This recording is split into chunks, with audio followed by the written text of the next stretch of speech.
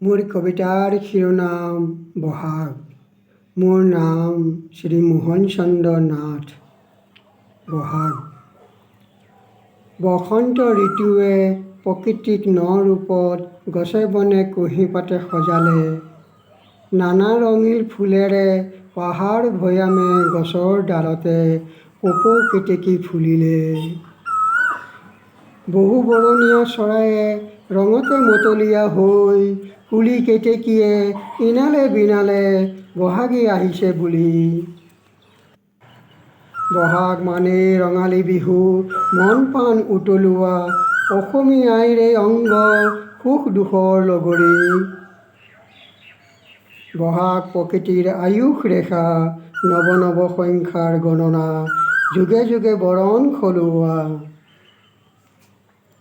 বৰদৈ চিলাজনীৰ নানা ৰূপ, ৰঙিলী পমিলি বিনাশিনী, কিছুমানক হহুৱাই গঢ়ে, কিছুমানক কন্দুৱাই ধ্বংস কৰে। এয়া যে প্ৰকৃতিৰ জলবায়ু নিয়ন্ত্ৰণ সময়ৰ গতিত নৱবৰ্ষ বহাগ। ধন্যবাদ।